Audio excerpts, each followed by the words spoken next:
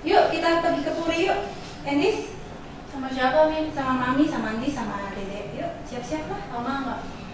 Ya nggak tahu, tergantung. Kita di situ makan. Kamu mau ke Gramik mau beli buku nggak? Endis mau beli apa? Yuk, mau nggak? Enggak, males. Besok ulangan. Ayolah, alasan kamu banyak deh. Endis, mau ikut? Kamu selalu gitu deh kalau Mami ajak pergi. Selalu nolak. Males, Mi. Besok ulangan, nanti mau belajar. Iya kan pergi cuma makan sebentar. Berapa lama sih pergi ke Puri? Jalan ke Puri juga sebentar. Kalau Mami yang ajak aja alasan banyak sekali. Ulangan lah Mami, nggak mau lama-lama lah Mami.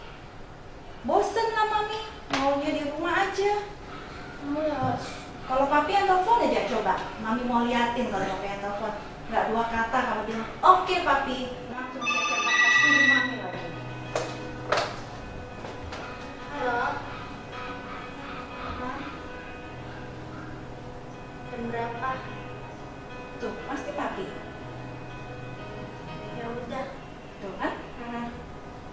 Ya. Ya, dadah. Masa Mami bilang nggak ada 1 menit kan? Omongan Mami masing-masing di sini nih. Nggak ada 1 menit kalau nggak oke kan? Pilih kasih nggak kamu Mami sama Papi? Hah? Pilih kasih nggak? Ya udah kalau nggak mau pergi sama Mami ya udah. Gratis mau ikut siapa? Mami apa Papi? Mami. Ya kalau mau ikut Mami siap-siap pergi sama Mami. Cece biarin sama Papi. Cece jadi anak Papi, Gratis jadi anak Mami. Ya? Ya? Udah. Ya udah. Yuk, Gratis kita ganti baju.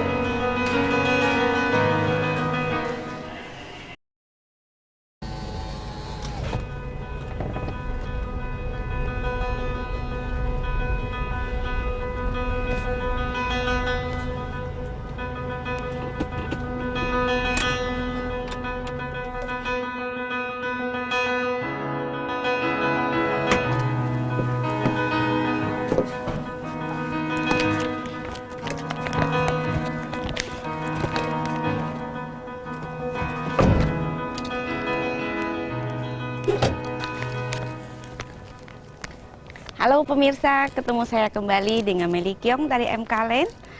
Kali ini kita akan bertemu dengan seorang narasumber yang sangat luar biasa, sahabat MK Land kita, yaitu Ibu Venolia. Tidak gampang menjadi seorang single parent seperti yang dilakonin oleh seorang Ibu Venolia, tetapi berkat usaha kerasnya, beliau berhasil bergabung dengan kami di MK Land dan mendapatkan solusi dari mindful parenting. Apa saja sih yang telah dilakukan oleh seorang Ibu Venolia?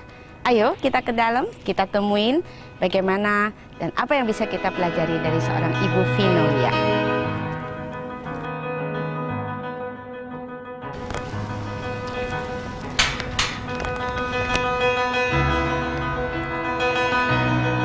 Vino!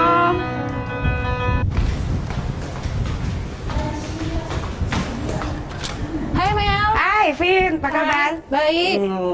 Sehat ya? Iya, yuk masuk. Ya, anak-anak gimana? Baik, sehat. Baik. Baru pulang sekolah semua. Yuk. Yuk, Mel, duduk. Oke. Kabarnya Mel? Baik. Duduk, Mel. Yap. Lama ya? Iya. Nggak ketemu ya? Pemirsa, kita sudah sampai di rumah Ibu Venolia. Tadi sepintas kita sudah tahu bahwa perannya Ibu Venolia itu sebagai single parents itu ada peran yang sangat tidak gampang. Bagaimana seorang Ibu Venolia harus memerankan seorang ibu dan juga seorang bapak dalam membimbing ketiga putrinya yang manis-manis. Kita akan dapati apa sih problemnya dan bagaimana solusi sampai Ibu Venolia bisa menjalankan perannya yang luar biasa seperti itu. Kita akan ikuti. Gimana Vin? Baik? Baik. Selalu baik ya? Kelihatan Harus. semangat terus ya? Harus. Ya seperti kita ketahui bahwa menjalani seorang ibu yang berperan menjadi single parents itu kan bukan Gak gampang ya? satu hal yang gampang gitu ya. Jadi saya tahu persis apa yang telah dilakukan oleh seorang Venolia dan saya rasa bahwa ini adalah satu hal yang sangat bagus sekali bagaimana di dalam proses itu kamu bisa berbagi dengan pemirsa-pemirsa yang ada di rumah. Coba ceritakan dong, apa sih awalnya, bagaimana sih perasaannya, bagaimana sulitnya gitu ketika kamu harus menjalani peran sebagai seorang ibu dan juga seorang ayah. Pada awalnya memang sulit sekali gitu lah, tapi lambat laun pelan-pelan belajar cara bagaimana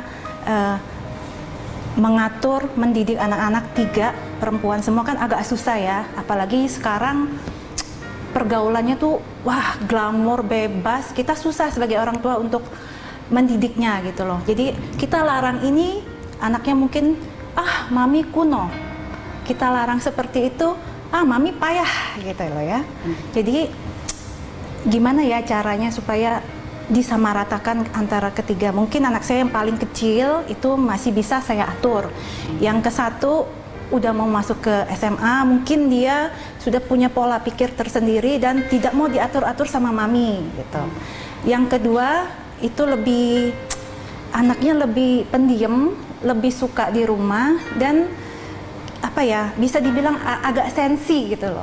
Jadi pernah mengalami satu kondisi di mana kayak frustasi nggak sih gitu, sendirian kayak gitu. Jadi, itu sering ya? Pernah ya? Sering, jadi, bukan pernah, sering kali. Ya, gitu. Ternyata anak-anak itu tidak hanya cukup kita menyiapkan makanan ataupun sandang pangan aja, mereka ternyata beban secara psikis gitu loh ya, itu juga semua ya kalau semua bisa dinilai ya, berat sekali ya. Terus kira-kira dari pengalaman itu gitu, apa sih yang telah dilakukan oleh Ibu Vino misalnya ketika menghadapi persoalan seperti itu, ketika frustasi gitu, kira-kira apa sih yang telah dilakukan oleh Vino? Saya coba untuk cari tahu dulu masalahnya itu di mana. Misalnya untuk anak-anak ya, terutama untuk anak yang kedua, dia itu lebih pro ke papi gitu loh. Contohnya kalau kita mau pergi, ayo dek kita pergi yuk ke mall, ke mana lah gitu loh.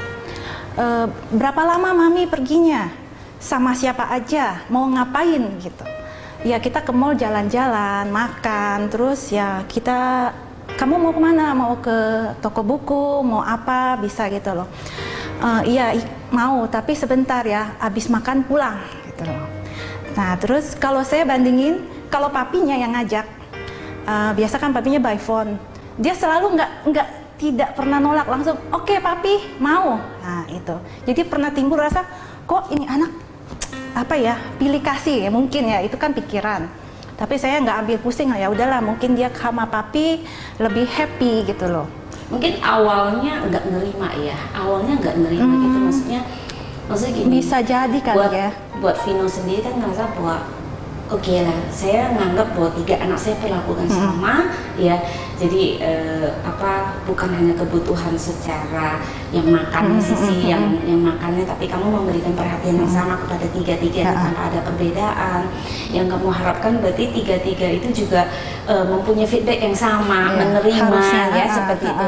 Tapi ketika kamu mendapatkan anak yang kedua mempunyai satu problem yang seperti itu, yang tadi yang membuat kamu merasa cemburu itu tadi, nah kira-kira apa sih yang kamu rasakan pada saat itu, yang kamu marah atau seperti apa?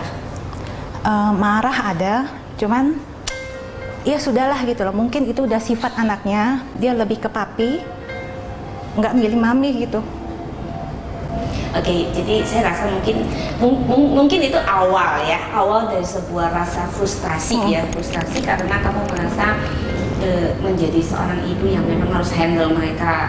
Kamu merasa bahwa apa yang kamu lakukan itu udah all out ya, seperti itu. Tapi ternyata dapat feedback yang tanda kurung mungkin si anak sendiri juga dia tidak menyadarinya seperti itu ya. Terus setelah itu kamu terus mencari, akhirnya kira-kira kalau saya dengar dari ceritanya kamu akhirnya belajar untuk bisa berempati dengan anak kamu setelah kamu kenal dengan namanya M. Kalen. Iya benar. Betul ya. Oke. Pemirsa, ternyata lewat pencarian, lewat usaha yang luar biasa, akhirnya Ibu Vinolia menemukan bagaimana komunitas dan MKLand ini membantu dia mencari solusi, membantu dia untuk menghadapi permasalahannya, dan Ibu Finelia tahu bagaimana dia lewat mindful parenting ini bisa belajar menjadi orang tua yang memposisikan diri, berempati, menjadi anak-anaknya, dan Ibu Finelia menemukan jalan keluar yang luar biasa untuk di-sharingkan dengan pemirsa di rumah. Kita akan temukan bagaimana solusi hebat dari seorang Ibu Finelia setelah yang satu ini.